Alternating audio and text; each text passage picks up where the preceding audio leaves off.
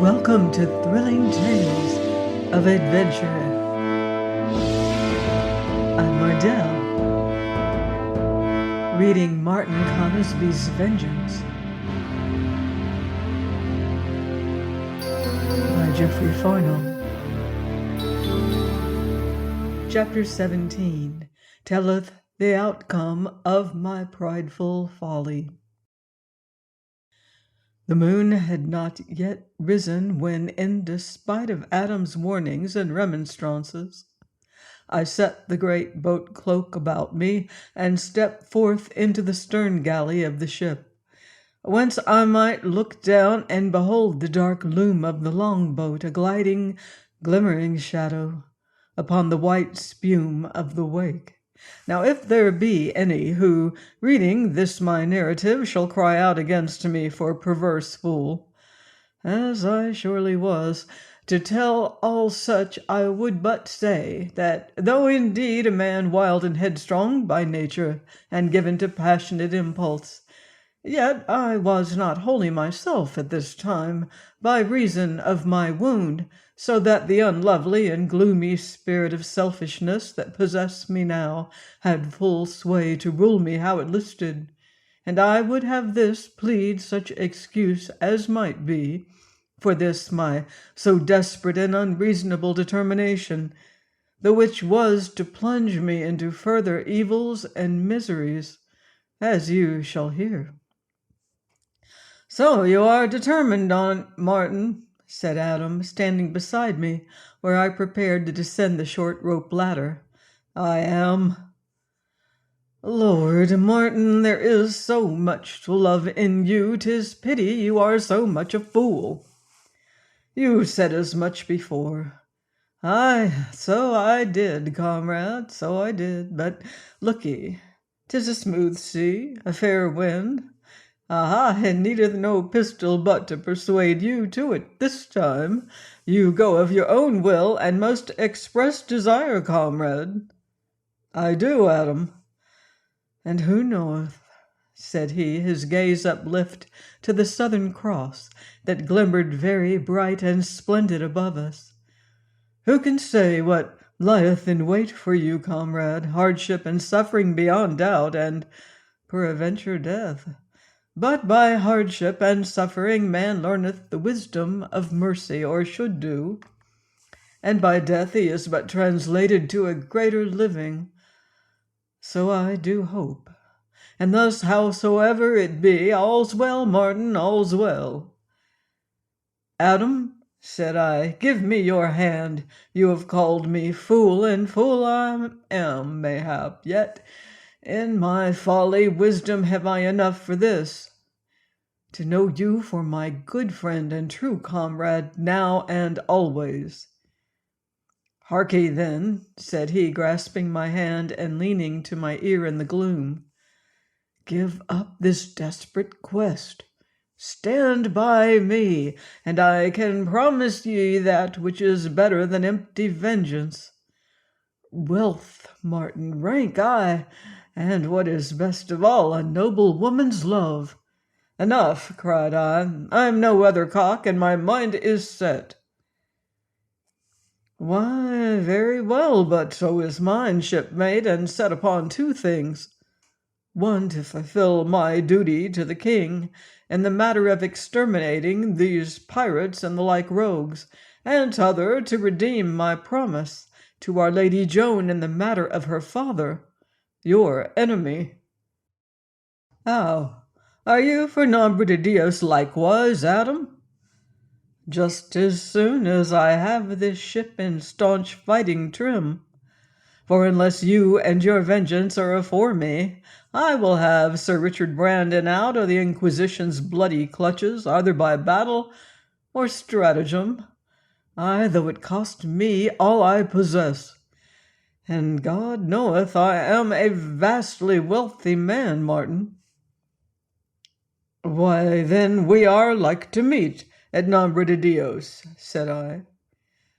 "Mayhap, Martin, who can say? Meanwhile, here's the chart, and your sailing directions, with some few words for you to ponder at leisure, And so fortune attend you, and farewell, comrade." "One thing, Adam," said I, grasping the ladder of ropes. "You will save alive the man Resolution Day, for my sake." "Aha!" quoth Adam, clapping me on the shoulder, "and there spake the man that is my friend. Never doubted, comrade, he shall live. And look ye, Martin, if I have been forced to play prank on ye now and then, think of kindly of me as ye can." Hereupon, and with Adam's assistance, having hauled in the longboat until she was well under the gallery, I presently got me adown the swaying rope ladder and safe aboard of her, though with no little to do, and at my shout Adam cast off the tow line, and I was adrift. For some while I sat, huddled in the bows, watching the lofty stern with its rows of lighted windows, and 3 great lanthorns above, topped by the loom of towering sails, until sails and ship merged into the night, and naught was to see save the yellow gleam of her lights that grew ever more dim, leaving me solitary upon that vast expanse of ocean that heaved all about me, a dark and bodeful mystery. At last, finding the wind, though very light, yet might serve me very well, I turned with intent to step to the mast. And now I saw the sail was ill stowed, the canvas lying all abroad, and as I rose I beheld this canvas stirred, as by a greater wind than as I stared me this it lifted, and from beneath it crept a shape that rose up very lithe and graceful, and stood with hands reached out towards me. And then as I staggered back came a cry, "Quick, Resolution, seize him!" 2 powerful arms clasped and dragged me down, and lying thus, dazed by the fall, I stared up to see bending above me the hated face of Joanna. I waked to a blaze of sun, a young sun, whose level beams made the bellying sail above me a thing of glory where it swung against an azure heaven, flecked with clouds pink and gold and flaming red, and stark against this splendor was the grim figure of Resolution Day, a bloody clout twisted above his head, where he sat, one sinewy hand upon the tiller, the other upon the worn Bible open upon his knees, his lips moving as he read, while hard beside me on the floor of the boat lay Joanna fast asleep. At the sight of her I started and shrank from her nearness, whereupon Resolution, lifting his head and closing the Bible on his finger, glared down on me with his solitary eye. "Martin," said he below his breath, and tapping the brass butt of a pistol that protruded from the pocket of his coat, "there be times when I could joyfully make an end of you, for her sake, her that doth love you to her grief and sorrow, since her love is your hate. The what she can see in ye passes me. Howbeit, love you she doth, poor soul. And if it be so you hae no love for her, I would hae you be a little kinder, Martin. 'Twould comfort her and harm you no whit. Look at her now, so fair, so young, so tender." "Nay, here lies Captain Joe," said I, scowling. "Speak lower, man," he whispered fiercely. "I had given her a sleeping potion out of the medicine chest Captain Penfeather provided for her. She is not yet cured of her wound, d'ye see, and I would not have her waked yet. So speak lower, lest I quiet ye with a rap o' the tiller. Let her sleep. 'Tis life to her. Saw ye ever a lovelier, sweeter soul?" Now, viewing her as she lay outstretched, the wild, passionate soul of her away on the wings of sleep, beholding the dark curtain of her lashes upon the pallor of her cheek, and the wistful droop of her vivid lips, and all the mute appeal of her tender womanhood. I could not but marvel within myself. "And yet," said I at last, speaking my thoughts aloud, "I have seen her foully dabbed with a dead man's blood." "And for why not? Jehovah doth not always strike vile rogues dead, wherefore he hath given some women strength to do it for him. And who are you to judge her? She was innocent once. A pearl before swine, and if they spattered her with their mud, they never trampled her i' their mire. She hath been at no man's bidding, and fearing no man, hath ruled all men, outdoing 'em word and deed. Aha! 2 rogues have I seen her slay in duello. Howbeit she is as God made her, and 'tis God only shall judge, his own handiwork. She is one with the stars, the winds that go about the earth, blowing how they list, and these great waters that slumber or rage in dreadful tempest. She and they and we are all of God, so treat her a little kind, Martin, love or no. 'Tis little enough of kindness she has known all her days. Use her a little kinder, for 'tis in my mind you'll not regret it in after days. And talking of tempest, I like not the look of the sky. Take you the tiller whiles I shorten sail, and heed not to disturb Joanna." And so, said I, when he had shortened sail and was seated beside me again, "So Captain Penfeather gave you medicine for her?" "Aye, did he." "And knew you were hid in the boat?" "'Twas himself set us there." Now at this I fell to profound thought, and bethinking me of the letter and chart he had given me, I took it out of my pocket, and breaking the seals, read as here followeth: "Dear friend, comrade, and brother, item.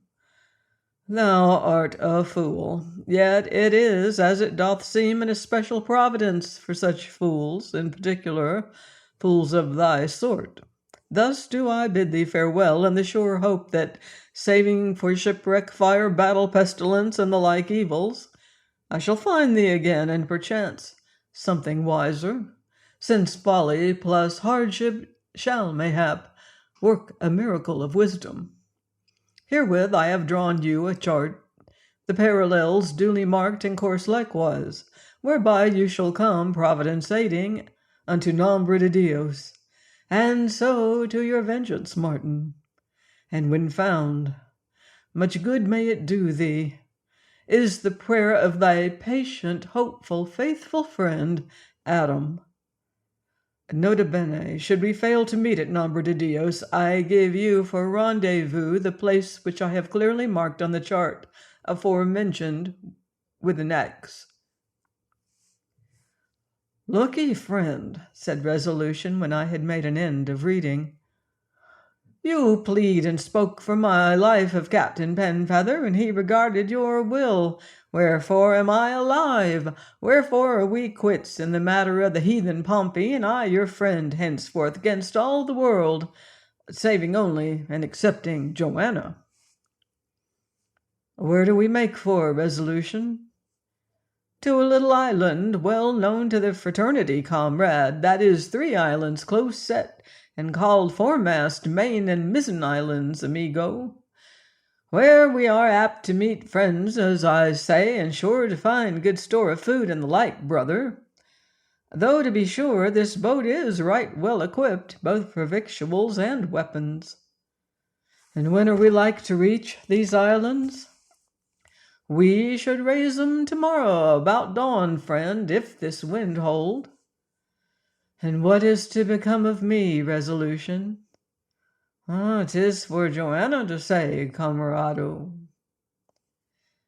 Now hereupon, stretched out in such shadow as our scant sail afforded, the sun being very hot, I began to reflect upon this ill chance fate, in the person of Adam, had played me, cast again thus helpless at the mercy of Joanna.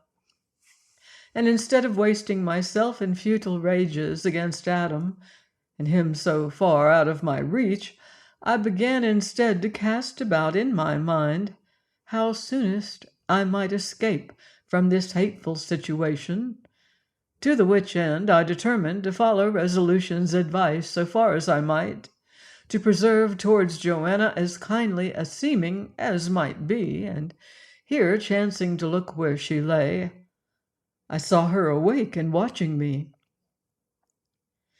"Do you grieve for your Joan, Damaris, yes?" she demanded suddenly. "Nay, of what avail?" "Then I do. From my heart, Martino, from my heart. For she had faith in me. She was kind to me, oh, kind and very gentle. She is as I might have been, perchance, had life but proved a little kinder." After this she lay silent a great while, and I thought her asleep until she questioned me again suddenly. "She is a great lady in England, yes?" "She is." "And yourself?" "An outcast." "And you loved each other long since?" "Long since." "But I have you at the last," cried Joanna, exultant, "and naught shall part us now save death, and that but for a little while. Dost curse thyself, Martino? Dost curse thyself for saving me from the fire? But for this I had been dead, and thou safe with thy loved Joan. Dost curse thyself?" "Nay, of what avail?" Now at this she falls to sudden rage and revilings, naming me stockfish, clod, worm, and the like, and I, nothing heeding her, turned to behold the gathering clouds to windward, met the glare of Resolution's fierce eye. "Tell me," cried Joanna, reaching out to nip my leg twixt petulant fingers, "why must you brave the fire to save me you do so hate? Tell me." "Yonder, as I judge, is much wind, Resolution," said I, nodding towards a threatening cloud bank. Hereupon she struck at me with passionate fist, and thereafter turns from me with a great sob, whereat Resolution growled and tapped his pistol butt. "You were fool to save me," cried she, "for I, being dead, might now be in happy circumstance. And you with your Joan, you were a fool." "Howbeit, you have your life," said I. "Life," quoth she, "what is life to me but a pain, a grief I shall not fear to lose? Life hath ever brought me so much of evil, so little good.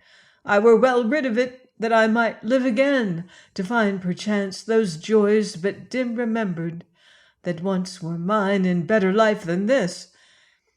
And now, if there be aught of food and drink aboard, Resolution, let us eat.